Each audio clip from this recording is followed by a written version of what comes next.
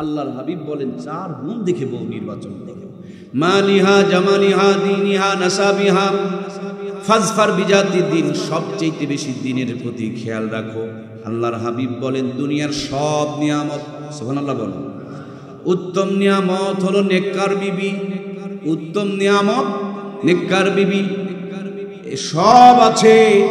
ঘরে যার নেককার বউ নাই তার চাইতে কপাল পোড়া হতভাগা দুনিয়াতে আর কেউ। আর একজনের কিচ্ছুই নাই, ঘরে একটা নেককার পরেজগার দিনদার বউ আছে। খবর নিয়ে দেখেন এই দুনিয়াতেই যেন আল্লাহ তাকে জান্নাতের সুখে রেখেছে। এই জন্য নবীজি বলেন 4 গুণ দেখে বিয়ে করো। 1 নম্বর গুণ সৌন্দর্যের প্রতি খেয়াল রাখো। এক একজনের চোখে এক একজনকে সুন্দর বানিয়েছেন কে? এই জন্য স্বামী স্ত্রী একে অপরকে পছন্দ করার জন্য ইসলাম এখতিয়ার দিয়েছেন, অধিকার দিয়েছেন। কিন্তু আমাদের সমাজের চিত্র উল্টা। বিয়ে করব আমি, বউ পছন্দ করে আমার দুলাভাই মিষ্টি খায় না আর আমার মিষ্টি ছাড়া হয় না। কল্লা ভাজি আমার চলে না আর কল্লা ভাজি ছাড়া দুলাভাইয়ের স্টার্ট হয় না। তার মানে যে সংসার করবে তার পছন্দের একটা ব্যাপার আছে। টাকার সঙ্গে, বাড়ির সঙ্গে, ক্ষমতার সঙ্গে বিয়ে দিও না। জীবন সঙ্গিনী যেটা হবে, যাকে দেখে প্রেম জাগবে, ভালো লাগবে, ওইরকম একটা জীবন সঙ্গিনী যদি আপনার আমার ছেলে মেয়েকে দিয়ে দিতে পারি, ওই পরিবারটার উপরে রহমত আর বরকত নাজিল করবেন কে? এখন কোনটা কালার কোনটা ধলাই এটাও চিনা বড় জানা। আল্লাহ তাআলা বাবার ওরস থেকে মার রহিমের মধ্যে ট্রান্সফার হয়ে গিয়েছে। বাবাও আপনার আমার জন্য ফিকির নাই, মার আপনার আমার জন্য কোনো পরিকল্পনা নাই। সামান্য একটা ফোঁটা পানি, এক বিন্দু, এই পানির ফোঁটার মধ্যে সর্বপ্রথম যিনি স্ট্রাকচার করেছেন, প্ল্যান করেছেন, পরিকল্পনা করেছেন, নকশার ডিজাইন করেছেন, ওই নকশা ডিজাইনকারীর নামটা কি? প্রথম যিনি আপনাকে আমাকে নিয়ে প্ল্যান করেছেন সেই মহা পরিকল্পনাকারী হলো রব। পানির ফোঁটাকে রক্তপিণ্ড বানালেন, রক্তপিণ্ডকে গোস্তপিণ্ড বানালেন। আল্লাহ তাআলা পর্যায়ক্রমে স্ট্রাকচার তৈরি করতে শুরু করে দিলেন। এখন একটু খাবারের দরকার, এদেশের সরকার কোনো চিন্তা করে নাই, দাদার চিন্তা নাই, নানার চিন্তা নাই। যে মায়ের পেটে বসে আছেন সেই মায়ের কোনো চিন্তা নাই। যেই বাবা আপনাকে আমাকে পেটের মধ্যে ঢুকিয়ে দিয়েছেন সেই বাবার কোনো ফিকির নাই। কিন্তু রব আপনারে আমারে ভরে নাই। মায়ের নারীর সাথে সংযোগটা সুন্দর করে কানেক্ট করে দেয়া, 10 মাস 10 দিন ধরে মায়ের পেটে লালন পালন করেছেন তিনি কে? পেটে ঢুকেছি ছোট্ট রাস্তা দেয়া, বের হতে পারবো না। মার কোনো চিন্তা নাই, বাবার কোনো ভাবনা নাই। সুম্মা সাবিলা ইয়াসরা, মায়ের ছোট্ট প্রসবের রাস্তাকে প্রশস্ত করে দুনিয়াতে আসার ব্যবস্থা করেছেন কে? এই পৃথিবীতে আসার পর দুনিয়ার মানুষগুলো যখন আপনার আমার সিঙ্গেল খাবার লাইনটাকে কেটে দিলেন, ডিসকানেক্ট করে দিলেন, বিচ্ছিন্ন করে দিলেন, আর এখন আপনি ওই মার নাড়ি দিয়ে খেতে পারবেন না। এই লাইন কাটার আগে মার বুকের মধ্যে আপনার আমার জন্য ডবল লাইন তৈরি করে রেখে দিয়েছেন তিনি কে?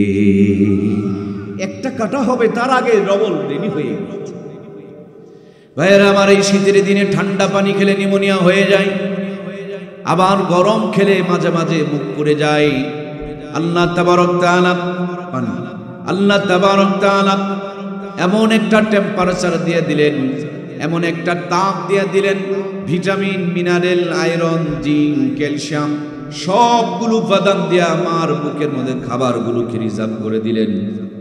তিলে তিলে আল্লাহ তাআলার মায়ের বুকের দুধ খাওয়ায়া সন্তানকে 2 থেকে 2.5 বছর লালন পালন করালেন। আমার প্রাণপ্রিয় ভাইয়েরা, এই দুধ খাওয়ার পর আর চাহিদা মিটবে না, শক্ত কিছু খাবারের দরকার। দাঁত নেওয়ার জন্য, দাঁত পাওয়ার জন্য কোনো দরবারে গিয়া কি দরখাস্ত করা লাগছে? দুধ খাওয়া চলছে, আল্লাহ তাআলা দাঁত উঠায় দিলেন। এই দাঁত দিয়ে শক্ত হাড্ডি চাবানো যাবে না, এই জন্য নরম দাঁতগুলোকে উঠায় এনে আরো শক্ত দাঁতের ব্যবস্থা করে দিলেন। জিহ্বাখানা বের করে দেখুন, জিহ্বার মধ্যে ছোট্ট ছোট্ট দানা দানা কি যেন দেখা যায়। আজকের আধুনিক স্বাস্থ্য বিজ্ঞান বলেন এই ছোট্ট ছোট্ট দানা দানাগুলো হলো এক একটা করে সফটওয়্যার, এক একটার এক এক রকমের কাজ, এক একটা এক এক রকমের স্বাদ অনুভব করতে পারে।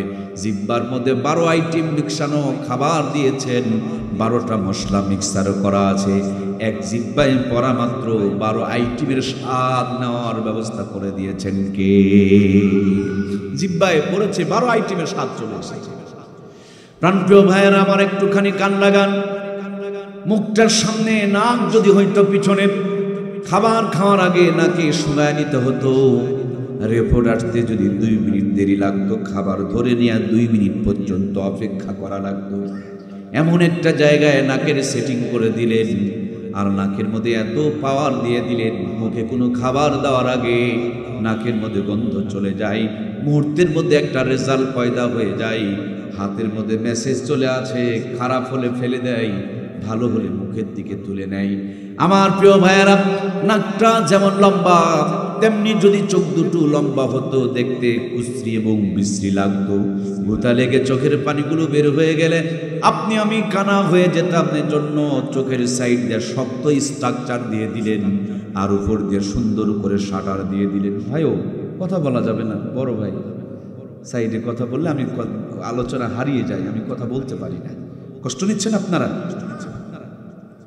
দেখুন চোখের উপরে একটা শাটার, সুবহানাল্লাহ বলবেন না, গাছের ডাল ভেঙে পড়ছে, চোখ দেখা মাত্র মেমোরিকে খবর দিয়েছে, মেমোরি মুহূর্তের মধ্যে শাটার বন্ধ করতে বলছে। গাড়ি চলছে 80 স্পিডে, আবার মেমোরি নক করছে, জলদি খোলো নইলে সামনের কাছে ধাক্কা লেগে যাবে। আমার প্রাণের ভাইয়েরা, অল্প কিছুদিন আগে আপনাদের পাবনা এসেছিলাম, পাগলা গারদ দেখতে গিয়েছিলাম। আহারে, কত মানুষ কত সুন্দর করে গান গাইতেছে, কে কত ব্যথায় ব্যতীত হয়ে পড়ে আছে। বিশেষ করে বর্তমানে পাগলা গারদের মধ্যে যাদের জায়গা হয়েছে, এদের বেশিরভাগ প্রেম প্রীতি ভালোবাসায় ছেঁকা খেয়ে তারা পড়ে আছে, ঠিক কিনা? কি সুন্দর চেহারা, কোটিপতির সন্তান, কত যোগ্যতা, সব ঠিক আছে, একটা তার, একটা সংযোগ, একটা লাইন ডিসকানেক্ট হয়ে গিয়েছে। লোকটার আপন পর চিনে না, ভালো মন্দ বোঝে না, কে নিজের আর কে দূরের, নিজের জন্য কোনটা ভালো আর কোনটা ক্ষতি এটুকু পর্যন্ত বোঝে না। আমার পাবনার কলিজার টুকরা দরদের ভাইয়েরা, সব দেওয়ার পর আল্লাহ যদি ওই তারটা আপনার আমার জন্য কেটে দিতেন, ডিসকানেক্ট করে দিতেন, বিচ্ছিন্ন করে দিতেন, আপনিও আমিও এখানে বসে থাকতাম না। ওই শীতের মধ্যে রাস্তার কোনো কিনারায় দাঁড়িয়ে পলিথিনের ব্যাগ কুড়ায় কুড়ায় অর্ধনগ্ন হয়ে ঠান্ডা কাপড় পরে রাস্তার কিনারে দাঁড়িয়ে থাকতাম, ঠিক কিনা? যে আল্লাহ তাআলা সুন্দর এই মেমোরি দিলেন, সুন্দর কপাল দিলেন, সুন্দর হাত, সুন্দর ফুসফুস, সুন্দর কিডনি দিলেন, আসমানকে বিছানা, আসমানকে বিনা খুঁটিতে ঝুলন্ত অবস্থায় রেখে দিলেন, জমিনকে বিছায়া দিলেন। ওই আল্লাহর দেওয়া মাথাখানা আল্লাহর কুদরতি কদমে 5টা বার লাগানোর দরকার আছে না নাই? তাহলে আমরা আলোচনা করছিলাম, সব দিয়েছি, খালি যদি ওই তারটা ছিঁড়ে যেত, আপনি আমি পাগল হতাম। যিনি পাগল বানান নাই, তার কাছে কি একটু সেজদা দেওয়ার দরকার আছে না নাই রে ভাই? আমার দরদের ভাইয়েরা, একই জমিনে দক্ষিণ অঞ্চলে গিয়া দেখেন কি ঠান্ডা, উত্তর অঞ্চলে প্রচন্ড পরিমাণ ঠান্ডা, আবার দক্ষিণ অঞ্চলে গিয়া দেখেন প্রচন্ড পরিমাণ গরম। সিলেটের জমিনে গিয়া দেখেন পাহাড়ের উপরে চাপাতা, দক্ষিণ অঞ্চলে গিয়া দেখেন সাগরের পানির ভিতরে মাছ, আবার আমার নওগাঁর জমিনে গিয়া দেখেন সুন্দর সুন্দর বড় বড় আমের বাগান। এক মাথা থেকে আর এক মাথা দেখে শেষ করতে পারবেন, এত সুস্বাদু আম হয়, আল্লাহর নিয়ামত। এক একটা এক এক স্বাদ, একই গাছ, নাগফজলি, ন্যাংরা, গোপালভোগ, খিরসাবাতি, এরপরে কাঁচা মিঠা, এক গাছ, কিন্তু এক এক ডালে এক একটা চারা লাগাইছে, এক গালে 10 রকমের, এক গাছে 10 রকমের ফল আসতেছে। সুবহানাল্লাহ। আম গাছের সাথে কাঁঠাল গাছ, কাঁঠাল আর আমের মধ্যে আকাশ জমিনের ব্যবধান। কাঁঠাল গাছের কন্যারি নারিকেল গাছ, কে কার ইশারা পেয়ে মাথার মধ্যে ফলের ভিতরে রুটি আর পানি নিয়ে অপেক্ষায় রয়েছে। নারিকেল গাছের পাশে খেজুরের গাছ, কার ইঙ্গিত পেয়ে শীতের দিনে গলা কেটে আপনাকে আমাকে রস পান করাইতেছে। ওই খেজুরের রস যেখানে ফোটায় ফোটায় টপ টপ করে পড়ে, ওখানে একটা মরিচের গাছ, ঝালের গাছ মিষ্টি রস খাই আর ঝাল উপহার দেয়। ঝাল গাছের সাথে নিম গাছ, মুখে দিলে তিতো হয়ে যায়। নিম গাছের সাথেই লাগানো আর একটা আখের গাছ, কুষারের গাছ। আর ইশারা পেয়ে গিরায় গিরায় আপনার আমার জন্য শরবত রেডি হয়ে আছে। যিনি এতগুলো নিয়ামত দিয়ে আপনাকে আমাকে লালন পালন করেন, তার কোনো ইচ্ছা নাই, কোনো ইরাদা নাই, কোনো নিয়ত নাই। ওয়ামা খালাকতুল জিন্না ওয়াল ইনসা ইল্লা লিয়াবুদুন। আমি এত নিয়ামত সৃষ্টি করেছি বান্দার খেদমতের জন্য, আর বান্দাকে সৃষ্টি করেছি আমার ইবাদতের জন্য। সুবহানাল্লাহ। সম্মানিত প্রাণপ্রিয় ভাইয়েরা আমার, আহারে পৃথিবীর বুকে সবচেয়ে মায়ার একটা দাগ, নামখানা হলো মা। এই ডাকটা যাদের দুনিয়া থেকে হারায় গেছে, তাদের চাইতে অসহায় দুনিয়ার আর কেউ। যত কষ্টে থাকেন, যত যন্ত্রণায় থাকেন, বেদনায় থাকেন, একবার মা বলে ডাক দিলে যেন কলিজাটার মধ্যে শান্তি নেমে আসে। হাজার কষ্টের ভিতরে বাবার কষ্ট মুখা শুকনো মুখটা দেখলেই যেন হৃদয়ের পেরেশানিগুলো দূর হয়ে গেছে।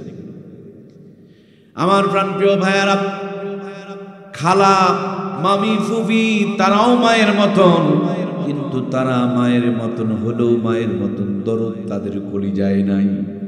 মামা, চাচা সবাই বাবার মতন দেখতে দেখানো যায়, কিন্তু আসলে বাবার মতন দুনিয়াতে কেউ হয়। সম্মানিত প্রিয় ভাইয়ের আমার, কত নিয়ামত আমার আল্লাহ তাআলা দিয়েছেন, গুনতে গুনতে আপনার জীবন শেষ হয়ে যাবে, গুনে শেষ করতে পারবেন না। লিখতে লিখতে কলমের গুলো, গাছ, দুনিয়ার সমস্ত গাছকে যদি কলম বানান আর সাগরের পানিগুলোকে যদি কালি বানান, আমার আল্লাহ বলেন কলম আর কালি শেষ হয়ে যাবে, আল্লাহর নিয়ামত লেখে শেষ করা যাবে না। এতগুলো নিয়ামত দিয়া যিনি লালন পালন করেন, বলুন তো দেখি ওই রবের প্রেমে আপনার আমার পড়ার দরকার আছে না নাই? প্রেম যদি করতেই হয়, ভালো যদি বাসতেই হয়, সবচেয়ে বেশি ভালোবাসার হক কে রাখেন ভাই? ভালো যদি বাসতে হয় নবীকে ভালোবাসো, ভালো যদি বাসতে হয় আমার আল্লাহকে বাসো। কারণ সব নিয়ামতগুলো আল্লাহ দিয়েছেন, নবীর ওসিলায় পেয়েছি। এমন একজন নবী আল্লাহ তাআলা আমাদেরকে দিয়েছেন, যার ওসিলায় আমরা দুনিয়াতে এসেছি। সবার পরে জান্নাতে যাব, সবার। দুনিয়াতে বাঁচবো সবচাইতে কম, কিন্তু আমাদের নেকি আর সওয়াব কামাই হবে সবচাইতে। শুধু একটাই পরিচয়, আমরা মুহাম্মদ রাসূলুল্লাহ সাল্লাল্লাহু আলাইহি ওয়াসাল্লামের উম্মত। এই জন্য প্রাণপ্রিয় ভাইয়েরা আমার, এই পৃথিবীর বুকে আল্লাহ রাব্বুল আলামিন অসংখ্য নিয়ামত লালন পালন করেছেন। একজন মানুষের বিবেক যদি ভালো থাকে, মেমোরি যদি সুস্থ থাকে, অটোমেটিকলি সে তার রবের প্রেমে পড়ে যাবে, তার রবকে খুঁজবে, তার রবের নিয়ামতগুলো দেখতে দেখতে তার অস্তিত্বকে খোঁজার জন্য চেষ্টা করবে, তার সাথে ভালোবাসায় জড়িয়ে যাওয়ার চেষ্টা করবে।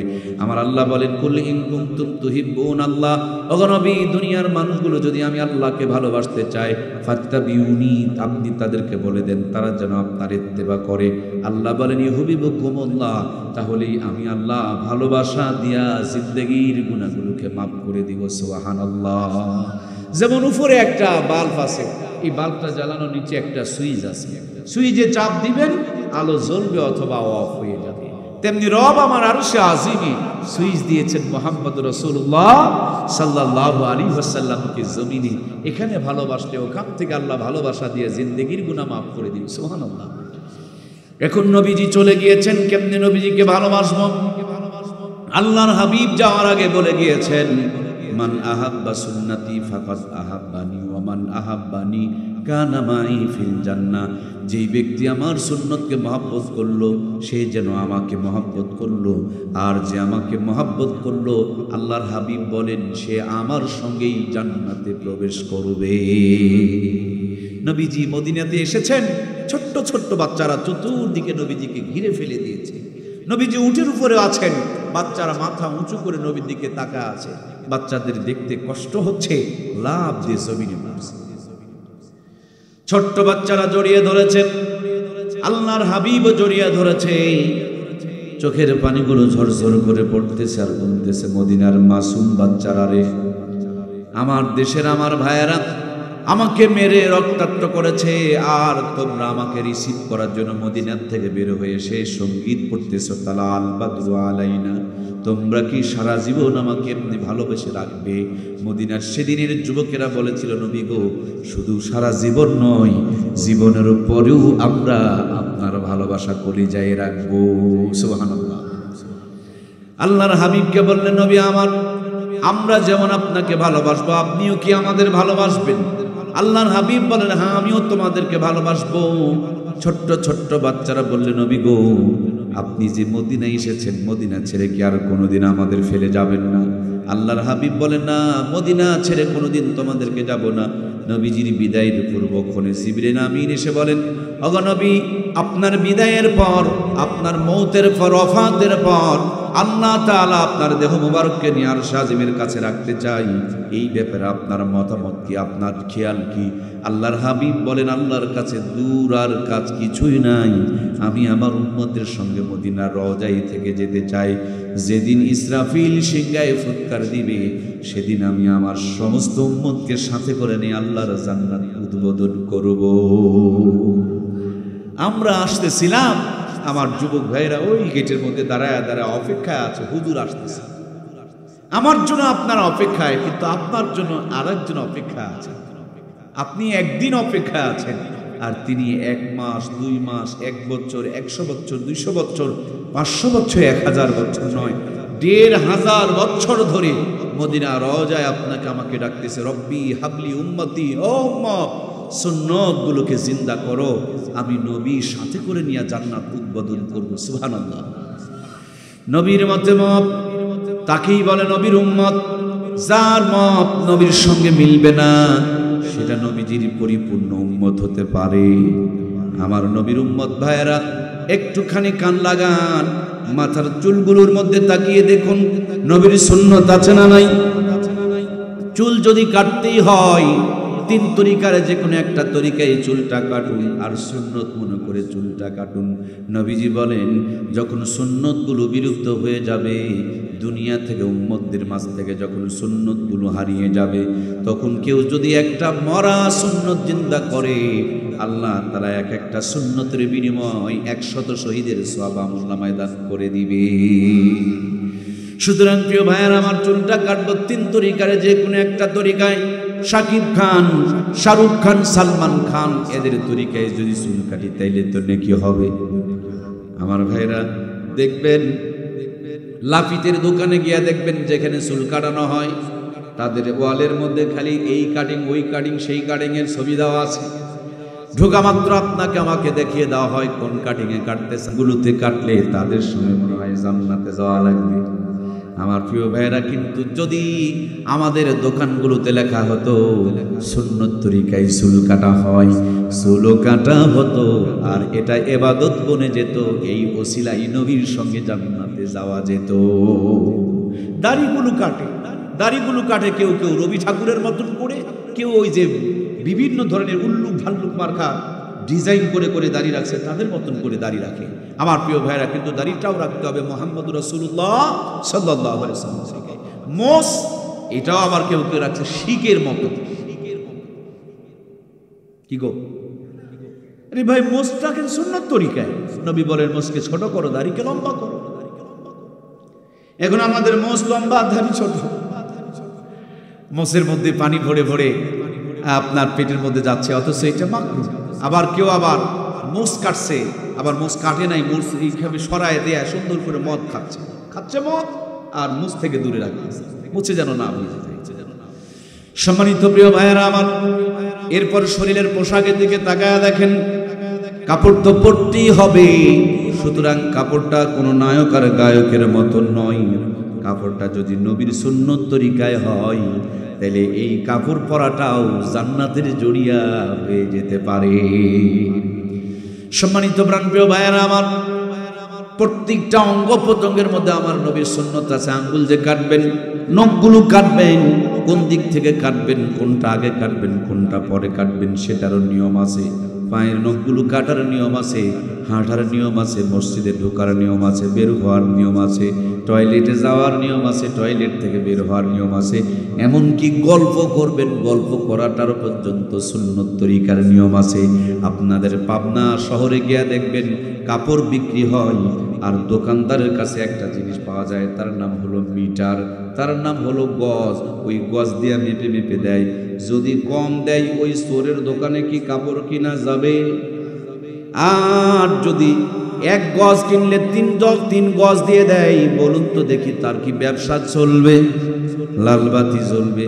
বেশি দিলে চলবে না, কম গেলে, কম দিলে চোরের কাছে যাওয়া যাবে না। এই জন্য জীবনের প্রত্যেকটা আমল যদি নবীর সুন্নত তরিকায় হয়, প্রত্যেকটা আমলকে আল্লাহ তাআলা 100 শহীদের সওয়াব দিয়ে কিনে নিবে, আর ওই আমলগুলোই জান্নাতি হওয়ার জন্য যথেষ্ট হয়ে যাবে। এই জন্য নবীর মতে মত তাকেই বলে নবীর উম্মত। যার মত নবীর সঙ্গে মিলবে না, সেটা নবীর পরিপূর্ণ উম্মত হতে পারে। এই জন্য নবীর উম্মত আমার কলিজার টুকরা দরদের ভাইয়েরা, আপনি যখন বিয়ে করবেন, জীবন সাজাবেন, সেখানেও নবীর সুন্নতগুলোর প্রতি খেয়াল রাখবেন। আল্লাহর হাবিব বলেন, পুরুষ আর মহিলা, যুবক আর যুবতীর যখন বালেগ হয়ে যাবে, বয়স হয়ে যাবে, জলদি করে বিয়ে দিয়ে দাও। বিয়ে দিতে যদি বাপ মা দেরি করে, সন্তান গুনাহ করবে, আর বাপ মার আমল নামার মধ্যে জমা হবে। সন্তান হজ করতে গিয়েছে, আর মেয়ে পার্কের মধ্যে ঘুরতেছে।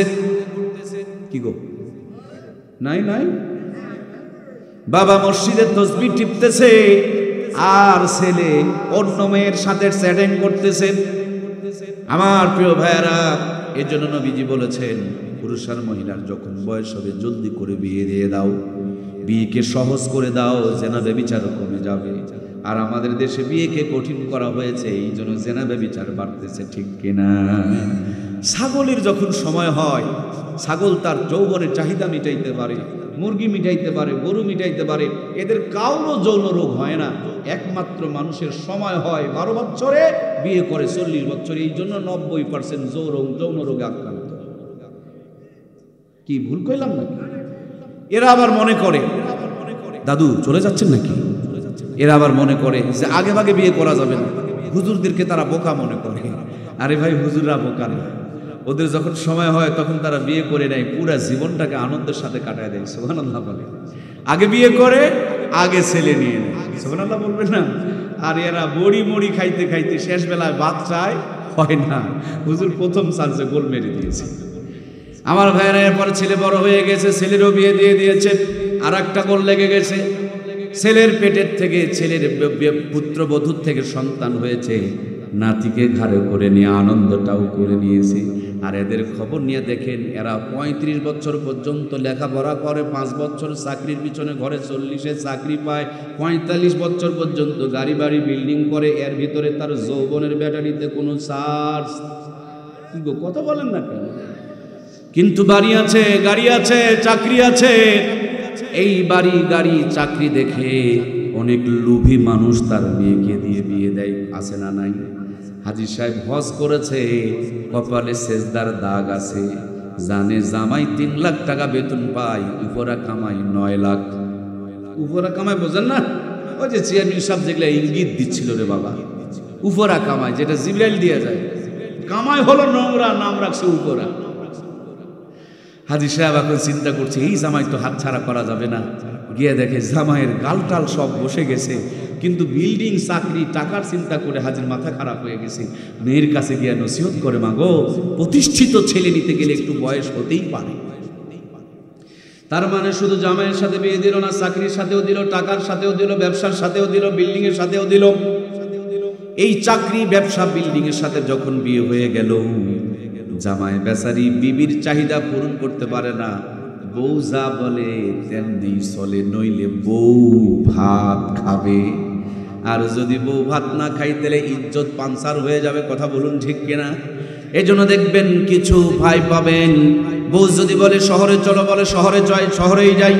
বউ যদি বলে তোমার বাপ মার মুখ দেখবো না, দেখবেন অনেক কাপুরুষ মার্কা পুরুষ আছে, তারা বলে বউ বাপ মার কথা বাদ দিয়া বউকে নিয়ে তারা শহরে বসবাস করে। মূল কথা হলো ওদের যৌবনে চার্জ নাই। যদি চার্জ থাকতো তাইলে বইয়ের কথা মতন একজন পুরুষ চলতো না, কারণ ড্রাইভার হওয়ার কথা হলো পুরুষ। যারা মহিলাকে ড্রাইভার বানাই, বুঝতে হবে আসল পাওয়ার তাদের নাই, ঠিক কিনা? মেয়ে নেতৃত্ব দিবেন আপনি।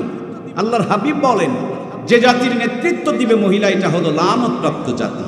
আমরা দীর্ঘদিন ধরে বাংলার জমিনে লানতপ্রাপ্তদের অধীনে পড়েছিলাম। তিনখান চেয়ার, বড় বড় তিনটা চেয়ার, প্রধানমন্ত্রী, বিরোধী দলের নেত্রী, আবার এরশাদ চাচার পরিবর্তে যে চাচিয়ে ধরছে, তিনটারই স্বামী মরছে। এই কথা কয় না গো, স্বামী মরলে মনে হয় বিধবা কয় না? কি গো পাবনার ভাইরা কথা বলুন না। আমরা বাইরের কেউ আছে নাকি? Don't mind please. আমরা স্বামী মরে গেলে বাড়ির সমাজে দাম দেয় না, আর আমরা একমাত্র কাপুরুষ মার্কা জাতি যা আমাদের নেতৃত্ব দেয় সমস্ত বিধবা। মন খারাপ করলেন আপনারা? হাজী সাহেব, আমি হুজুর সাহেব, আর আপনি মুফতি সাহেব, আমরা সব হিজরা মার্কা। কি করে এত বড় একটা দেশে দীর্ঘদিন ধরে মহিলা নেতৃত্ব চলে? আল্লাহ তাআলা আমাদেরকে এই লানত থেকে বের হয়ে আসার তৌফিক দিক, বলুন আমিন। ওফ, আজ তো সমাজ তছনছ হয়ে যাচ্ছে। প্রত্যেকটা মেয়ে চাচ্ছে যে তার নেতৃত্ব ওই সংসারে প্রতিষ্ঠিত হোক। আমি আমার বোনগুলোকে বলবো, প্রিয় কলিজার টুকরা বোন, মাইন্ড করবেন না। যেই পরিবারে পুরুষের থেকে মেয়েদের আওয়াজ বড় হয়, লম্বা হয়, উঁচু হয়, ওই পরিবারের সব থাকলেও কোনোদিন শান্তি।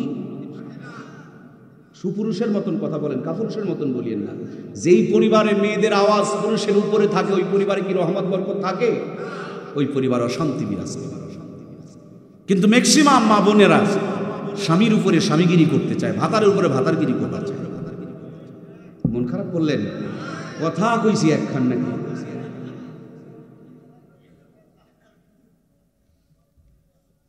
কষ্ট হচ্ছে কি আপনাদের?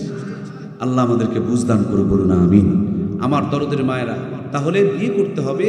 বিয়ে করার জন্য আগে ভাগে বিয়ে করতে হবে, তাহলে জীবনটাকে সুন্দরভাবে উপভোগ করা যাবে। বিয়ে করবেন 40 বছরে, বাচ্চা নেবেন কখন? মানুষ করবেন কখন? ওরে বিয়ে শাদী দিবেন কখন? বাচ্চা নিয়ে বাচ্চাটাকে এতিম বানায় চলে গেলেন। এটা দর্শন হতে পারে না, এটা বুদ্ধিমানের কাজ হতে পারে না, এটা বোকামির কাজ। ইসলাম না থাকার কারণে এই বোকামি আমাদের ভিতরে ঢুকে পড়েছে, ঠিক কিনা? সম্মানিত প্রিয় ভাইরা আমার, আল্লাহর হাবিব সাল্লাল্লাহু আলাইহি ওয়াসাল্লাম বলেন, তিনটি কাজে দেরি করিও না। তার একটি কাজ হলো, যখন বিয়ের বয়স হয়ে যাবে বিয়ে করে নাও। বিয়ে যখন করতে যাবা, 4খান গুণ দেখে বউ নির্বাচন করো। কয়খান? আপনাদের এলাকায় কি ইটের ভাটা আছে? আছে ভাইয়েরা?